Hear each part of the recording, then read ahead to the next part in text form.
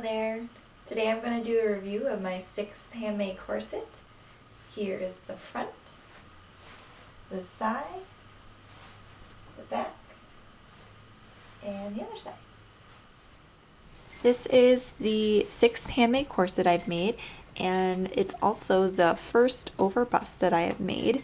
I'm not sure if I will be making overbusts in the future, only because I really don't wear overbusts that often. I really prefer underbusts.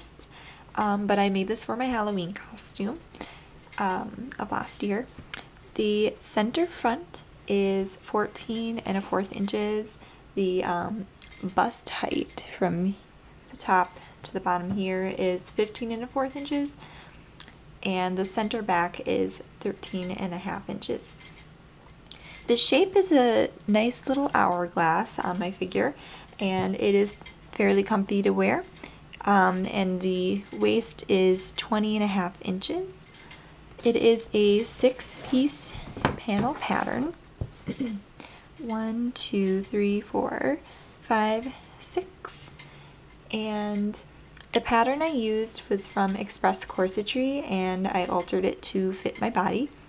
And I also did a mock-up video that I showed that I already uploaded, so you can see that, and you can see how I made the mock-up for this corset. This corset is made with 3 layers. The outer layer is a green fabric that is, up close it has a little sheens to it, and it is roll pinned to a 100% cotton twill, and then the lining is a black cotton twill, 100% cotton. The busk is this antique brass color. It's not like the silver that you usually see. It is shorter than the whole length. It ends right here, so this is 12 inches long. And I put in this little grommet here at the top for a ribbon. The busk is a 1/2 inch wide, and it is flexible, yet it's pretty darn sturdy, and it also has a support bone on each side. The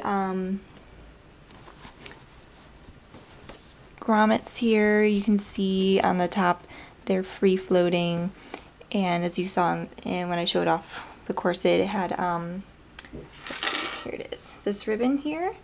It doesn't match the color at all. I could not find a green ribbon to match, but that's okay. And then I put on this cute little antique looking brass key to go with it, and that was for my steampunk costume. The boning in this corset, it's single boned. I usually do double boning, and this is the first time I'm using welt seams. So I'm using the inner seam allowances as my boning channels, and I top stitched, and then I added another row of stitching to make the channel. When making my welt seams, you might be able to see these little bunches everywhere, like here and here. It's because I used this zipper foot here, and this is the one that came with my machine. What you do is push it or attach it on one side or the other here, but the problem is the fabric has to run under this little knob here, and because this fabric was a little bit thicker, it would go and go, and then eventually the fabric would just bunch up and it would kind of skip stitches too. So I really don't like this zipper foot. The machine I have, I looked it up, it doesn't come with like a piping foot or anything like that, so I'm not really sure what to do about that problem. But since I'm the only one wearing this, it really doesn't make that big of a deal. If I was to start selling corsets, which I don't think I will be doing, then I would not want to do this technique. I really don't like how it's single boned as well, is because if I had some more bones in the middle of each panel, it would not be as wrinkly on my body. Most likely it wouldn't have as many wrinkles at the waist. Anyways, there are 16 total bones, 10 are spiral steel, that's 5 on each side, and then there's 6 flat steel. There's the supporting bone in the bones around the grommets.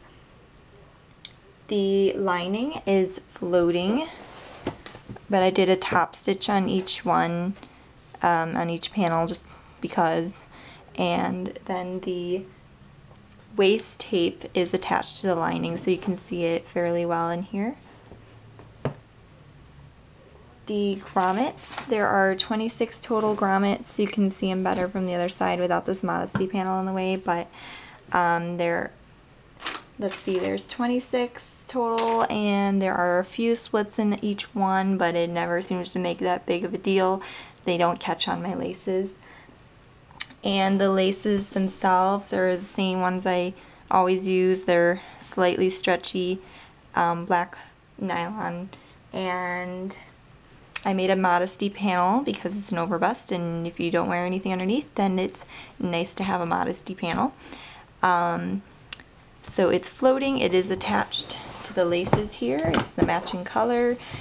It is also stiffened with plastic canvas, and I used some like little ribbon loops sewed on to hold it in under the laces here. So that makes it fairly comfortable to have the laces when you lace down. You don't have any laces like burning your skin when you tighten, or like cutting in your skin. If you're wearing it for a long period of time, then you don't have that problem. The bias tape is also the same fabric. I made it myself, so it would match perfectly. And it was sewn down so you can see the line of stitching on both sides. When I did make the welt seams this time, I used the flat steel bones that I bought to help make the seams straighter, which I think worked out pretty well this time. I practiced a lot on my mock-up, but I really don't like the welt seams in general. I'm probably going to go back to my double boning flat, what's it called? I don't remember what it's called. Sandwiching technique. That's it. I'll probably go back to that, and I was thinking about also doing my next corset with double boning or single boning, but then putting the bones in the middle of the panels and spacing out all the pressure, so it'll be just a different technique to try, and I'll let you know what I do next. So thanks for watching.